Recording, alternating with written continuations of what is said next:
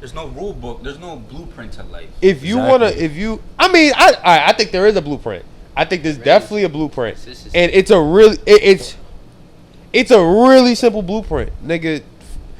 Either there's two ways you can do life, right? You could be unhappy, find what you don't want to do, find something you don't want to do, and go hard at it, or you can spend time, which may take a little longer, find something you want to do, and go hard at it. Like, but hard means like, all right, if you want to be a rapper, find out exactly, learn about the culture of rap.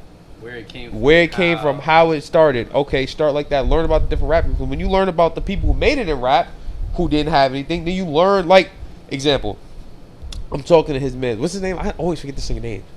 On Saturday, the one we met on Saturday.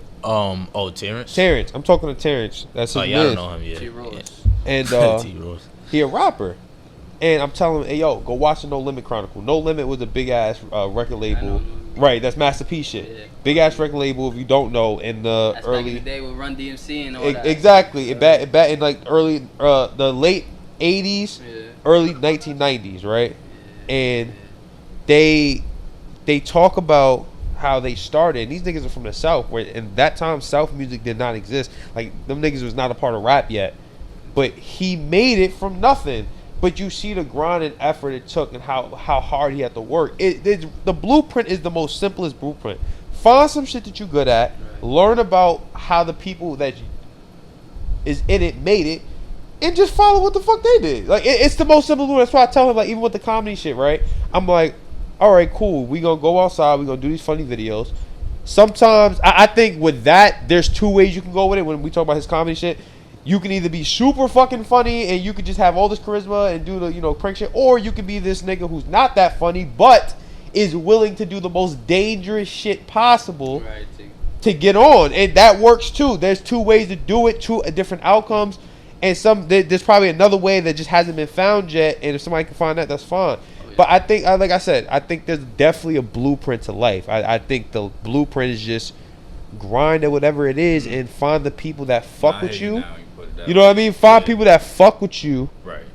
And that fuck with what it is you do, and get them to follow you and believe in what you're doing. Because they may not have that same push or drive to do it. But if you have the push already, you have the drive, and you want it bad enough, you just get those other. You just find other people that can't do it, that want to watch you do it, and they'll pay you to do it.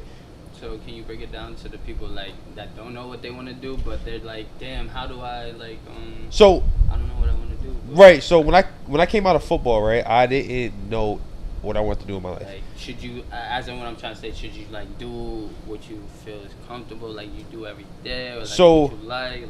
So for me, and this is just my thing. So when I came out of football, like I said, I didn't know anything. I didn't know what the fuck to do next. I thought football was I really thought in my life I was gonna make the NFL. Like, that was my only thing.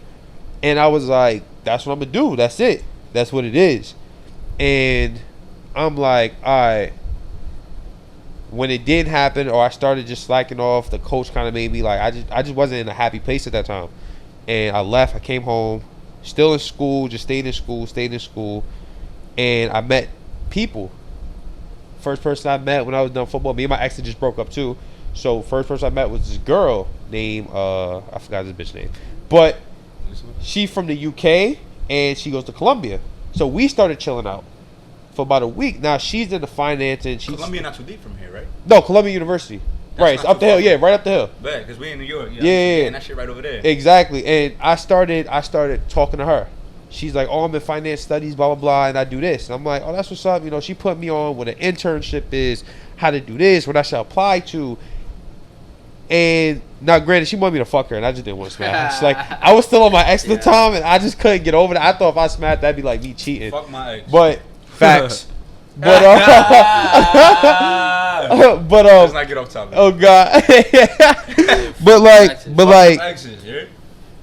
but yeah, like I didn't like, she put me on this thing, so I'm thinking, all right, cool, I'm gonna stick to this accounting thing, and I'm gonna just focus on that, and I'm gonna get to these internships, and I'm gonna focus these internships, and then I'm like, all right, but I'm not interested in sitting behind a desk for the rest of my life crunching numbers. Like, I don't see myself doing that shit. I want to be like, I have an ego. I'm very egotistic. Like, niggas know I feel like I'm great at everything. I tell niggas I'm the best at everything. Niggas think I know everything. Are you sure, Carrie? And he think he know everything. Niggas think that I know everything, but I just be looking for answers for shit. But it comes off like I know everything. But I have an ego. Like, I'm egotistic that way. I have a personality. And then I was like, well, I'm good at talking. I talk my ass off. And this is around the time where I started like following Charlamagne the God. So I'm looking at Charlamagne and I'm like, he's egotistic. Oh, yeah. He's a nigga that can talk really well. And this is like pre-smart Charlamagne. So this is like 2017 Charlamagne. So he was just he was hitting that smart curve where now he's like really smart. He's into politics. He's on CNN all the time. He's not doing the nut shit. But this is like Birdman Charlamagne. Exactly, like when he just started hitting all the viral shit. He started going crazy and people laughing at him. Like, so I'm watching. I'm just like, nigga, I could do that shit. And I could do all of that nut ass. Like, not trying to be a nut, but I could do all of this shit. Right, like, that's who I am at heart. I'm a talker. I can talk for years. We can really sit here and talk for the next 7 hours, and he'll probably pass out.